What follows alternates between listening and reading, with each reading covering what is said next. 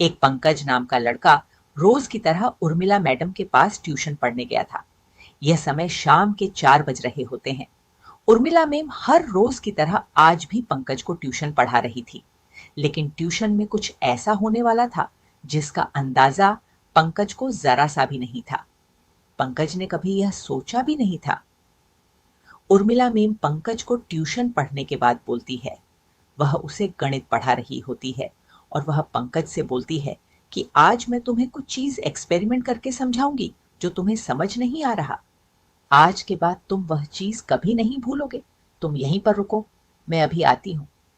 Madam अपने कमरे में जाती है और 5 मिनट के बाद पंकज को आवाज लगाकर बुलाती है। पंकज अपनी जगह से उठकर आता है, मैडम के रूम के बाहर जाता है और मैडम से कहता है, मैं आ गया हूँ। मैडम बोलती है, अंदर आ जाओ। पंकज जब दरवाजा खोलना है तो उसकी आंखें फटी रह जाती हैं मैडम को देखकर, क्योंकि उसकी मैडम केवल 2 कपड़े में खड़ी थी। मैडम का बदन वह देखता हुआ रह जाता है, क्योंकि मैडम का बदन उसे आकर्षित करने लगता है। पंकज को बहुत ज्यादा शर्म भी आ रही थी, क्योंकि उसने आज से पहले ऐसा कभी नहीं देखा था। मैडम बोलती है, शर्माओ मत पंकज, अंदर आ जाओ। और मैडम बोलती है, आज मैं तुम्हारी सारी मैथमेटिक्स करवा दूंगी। तुम मेरी बॉडी का नाप लेना शुरू करो और हर तरफ से नाप लेना शुरू करो। पंकज इंची टेप लेता है और मैडम के बदन को नापने लगता है, हाथ, पैर और बदन। पंकज उसका पूरे शरीर का नाप लिख लेता है और पंकज वहां से जाने लगता है। मैडम कहती है, अरे रुको, कहाँ जा रहे हो? मैं भी तो तुम्हारे शरीर का नाप ले लूं। मैडम उससे बोलती है, अपने वस्त्र निकालो। पंकज बहुत शर्माता है। पंकज के वस्त्र वह निकाल देती है, उसे सिर्फ एक कपड़े में छोड़ती है। अब पंकज था तो लड़का ही, 18 वर्ष का लड़के के शरीर में हलचल होती है। उसके बाद मैडम इंची टेप उठाती है और उसका शरीर नापने लगती है। उसके चेस्ट को, कंधे को, सब जगह नापने लगती है। मैडम अचानक से उसका जो बचा हुआ वस्त्र था उसे भी उतार देती है। पंकज पूरी तरह बिना कपड़े के हो जाता है। मैडम की आंखों में चमक आ जाती है और मैडम सब जगह नापने लगती है और बोलती है, अब तुम बड़े हो गए हो। पंकज मैडम पंकज को टच करने लगती है।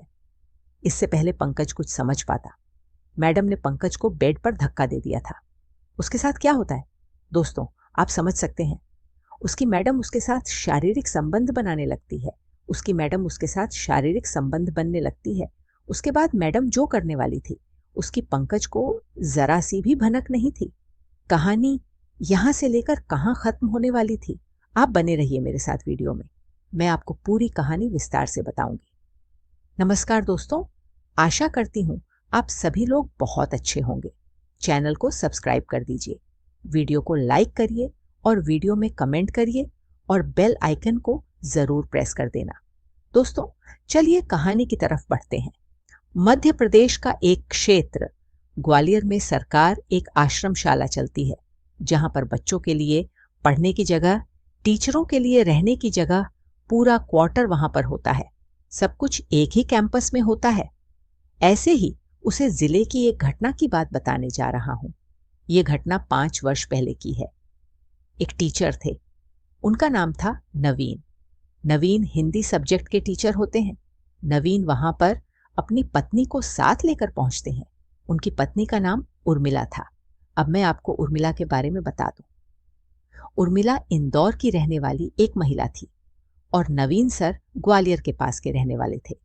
उनकी पोस्टिंग यहां पर हुई थी। उनकी शादी उर्मिला से कर दी जाती है। उर्मिला नवीन से 6 साल छोटी थी।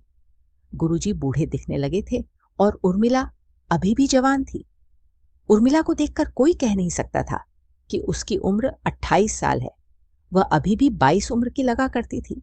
नवीन सर 34 साल के हो चुके थे। उर्मिला की मां की इच्छा शरीर पर पूरी नहीं कर पाते थे। अपनी इच्छाओं को मन में दबा लिया करती थी। उर्मिला और उनके पति को यहां पर आए हुए 4 महीने हुए होते हैं कि वह बच्चों को ट्यूशन देने लगते हैं, जो बच्चे पढ़ाई में कमजोर होते हैं। कैंपस में अपने टीचरों के पास पढ़ने चले जाया करते थे। सभी लड़कों में से एक लड़का पंकज होता है। पंकज वहां पर पढ़ने जाने लगता है। पंकज गणित विषय में बहुत कमजोर होता है। नवीन सर हिंदी के टीचर होते हैं और उनकी पत्नी उर्मिला गणित विषय का अधिक ज्ञान था। नवीन सर उर्मिला से बोलते हैं कि तुम पंकज को गणित पढ़ा दिया करो। पंकज उर्मिला से गणित पढ़ता था। पढ़ते पढ़ते 3-4 महीने बीत गए थे, लेकिन एक दिन नवीन सर किसी महत्वपूर्ण कार्य से बाहर गए होते हैं। उस दिन पंकज ट्यूशन पढ़ने आता है। फिर मैडम उसे पानी पीने के लिए देती है। मैडम के हाथ से गिलास गिर जाता है और पानी पंकज के कपड़ों पर गिर जाता है। उसके कपड़े गीले हो जाते हैं। मैडम पंकज से बोलती है कि तुम बाथरूम में जाकर के खुद को साफ कर लो। पंकज बाथरूम में जाता है और अपने वस्त्र उतारकर अपने आप को ठीक करने लगता है और उर्मिला मैडम उसे देखने लगती है। चुपके से पंकज को देखकर मैडम बहुत खुश हो जाती है। जब वह नौजवान लड़के को निर्वस्त्र देखी है तो उसके मन में कुछ कुछ होने लगता है। मैं उसके बारे में गलत सोचने लगती है। कुछ भी हो, मैं पंकज को अपने झांसे में फंसा कर रहूंगी। पंकज छोटा खिलौने बना लूंगी। वह पंकज को अपनी जवानी दिखाती है। पंकज के सामने अपना पल्लू गिरा दिया। कभी अपने पैरों की साड़ी ऊपर तक कर लिया करती थी। पंकज बहुत शर्मीला लड़का था। वह आगे बढ़ता ही नहीं था, लेकिन यह सब देखता रहता है। वह महिला अपने मन में सोच लेती है कि पंकज कुछ भी आगे नहीं बढ़ रहा है, मुझे ही कुछ करना पड़ेगा, और वह मौका ढूंढने लगती है। एक दिन उसका पति काम से बाहर गया होगा और यह बात उर्मिला को पता होती है कि वह 4 से 5 दिन में वह वापस आएगा। उर्मिला के लिए चांस बहुत सही लगता है और पंकज को बुलाती है। खुद भी निर्वस्त्र हो जाती है और पंकज को भी निर्वस्त्र कर देती है और पंकज से बोलती है कि तुम मेरी बॉडी नाप लो। और उसके बाद है, खुद उसकी बॉडी का नाप लेती है और उसके बाद वह पंकज के साथ शारीरिक संबंध बना लेती है। पंकज जवान लड़का था। वह पहले तो शर्मा रहा था, लेकिन एक बार सब कुछ हो जाने के बाद वह मैडम के सामने अच्छे तरीके से सब कुछ करने लगा था। पंकज अपना सब कुछ मैडम को देने लगा था और मैडम भी बहुत मजा ले रही थी, जो उसने कभी सोचा भी नहीं था। उसे सुखी अपने पति से उम्मीद भी नहीं कर सकती थी। हल्के हल्के यह गेम इसी प्रकार से चलता रहता है। जब उसका पति घर पर नहीं होता था, तब पंकज छुप छुप कर उसके घर में आ जाया करता था और उसके साथ शारीरिक संबंध बनाता था। रात में गया, अपने हॉस्टल से छुप छुप कर निकाल कर आ जाया करता था और मैडम के साथ शारीरिक संबंध बनाया करता था और वहां से चला जाता था। 5 से 6 महीने तक यह लगातार पंकज के साथ शारीरिक संबंध बनाती रहती है और पंकज को लगता है कि शरीर मिलने के साथ साथ अब हम दोनों एक दूसरे से प्रेम करने लगे हैं। पंकज अपनी मैडम से प्रेम करने लगता है और कहीं ना कहीं मैडम के मन में भी पंकज के लिए प्रेम होता है। और एक दिन मैडम बोलती है कि पंकज मुझे यह चोरी छुपके नहीं मिल जाता है, चलो कहीं पर चले जाते हैं, अपनी एक अलग खूबसूरत दुनिया बनाएंगे। मैडम, मैं पढ़ने लिखने वाला छात्र हूं, मेरे पास में पैसे हैं ना ही कुछ और है, मैं क्या करूंगा, आपको ले कहां जाऊंगा, भागना तो बहुत आसान काम है, लेकिन हम लोग अपना जीवन कहां जिएंगे। उर्मिला कुछ सोचने लगती है।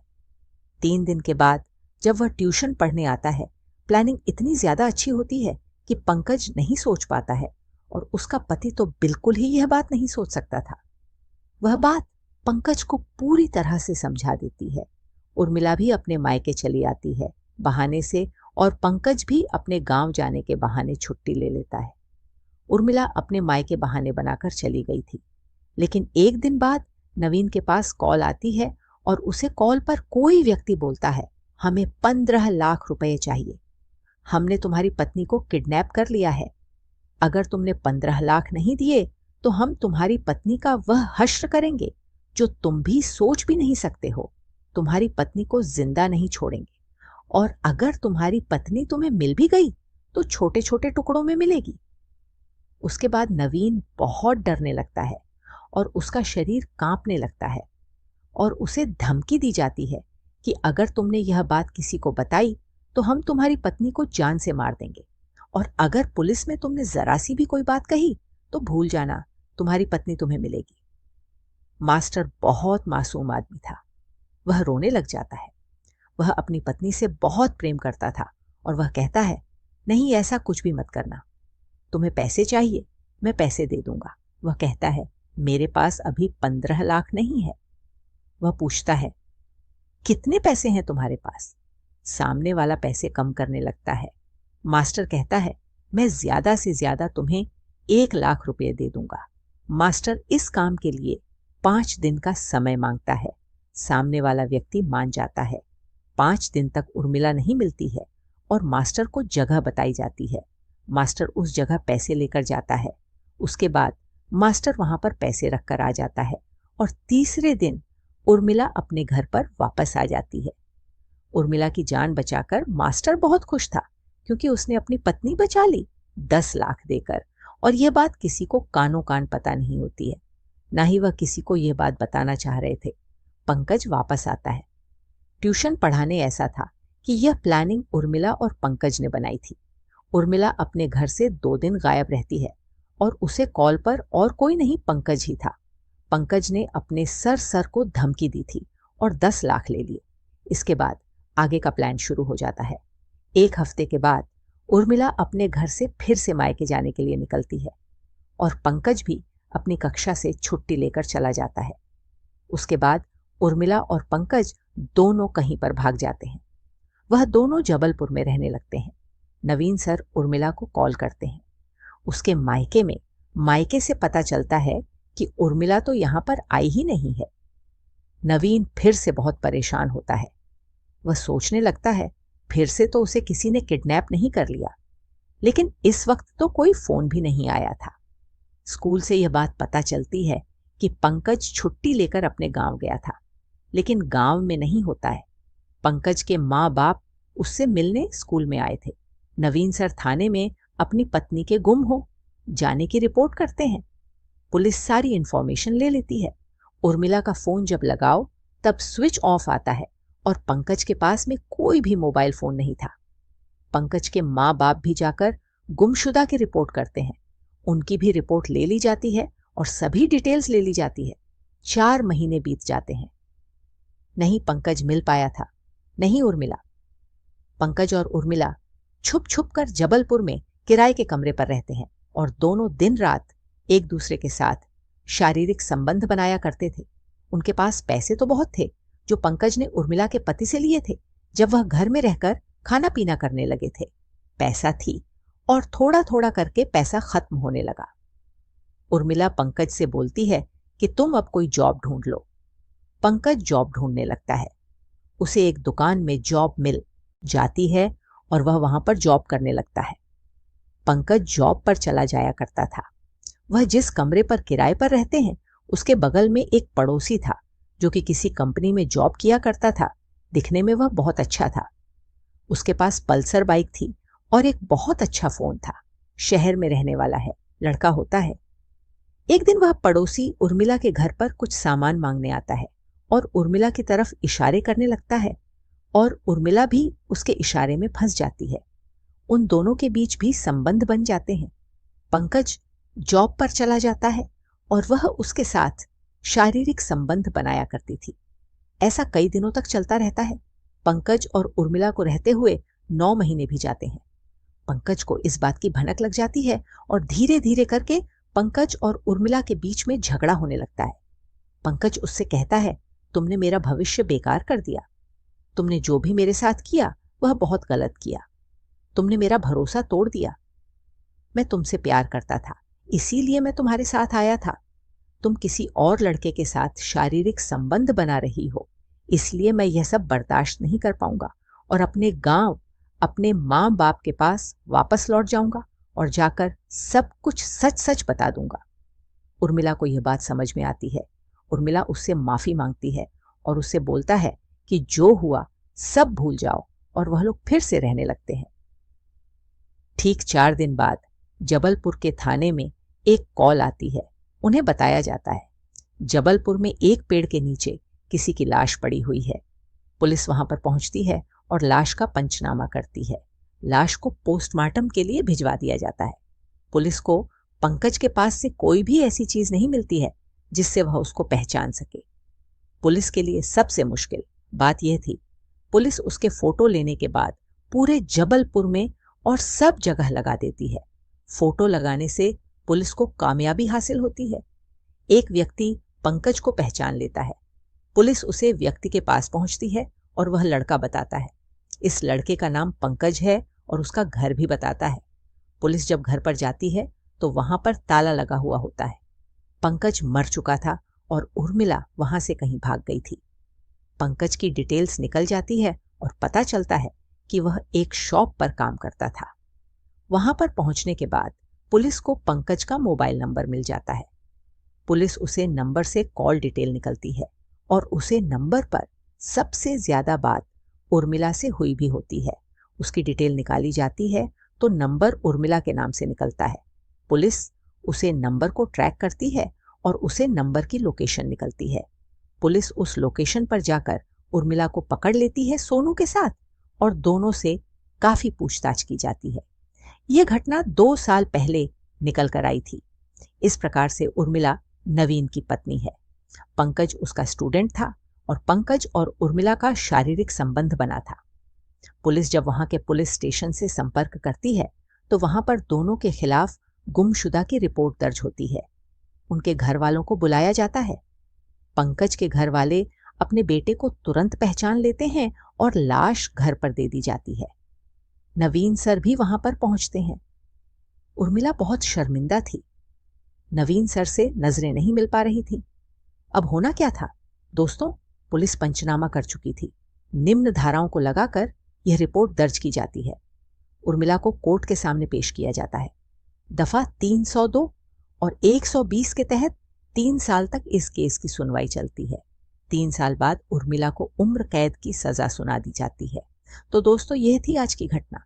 दोस्तों, इसमें अधिक से अधिक गलती उर्मिला की थी और पंकज की तो थी ही थी, लेकिन सबसे बड़ी गलती हमारे माँ बाप की होती है कि सरकारी नौकरी के चक्कर में वह अपनी बेटी की शादी किसी से भी कर देते हैं। सरकारी नौकरी के आगे सब कुछ दोबारा जाता है। इसी कारण ऐसे केस बहुत अधिक सामने आते हैं। कई माँ बाप ऐसे होते हैं जो चाहते तो अपने बच्चों की भलाई है, लेकिन उनकी ये गलती की वजह से उनके बच्चों का जीवन खराब हो जाता है। अगर उर्मिला को सही पति मिला होता तो शायद ऐसा न हुआ होता और ना ही इस कहानी का अंजाम इतना बड़ा होता। तो दोस्तों, मैं इस वीडियो में आपसे विदा लेती हूं और मिलते हैं एक नई और सच्ची घटना के साथ।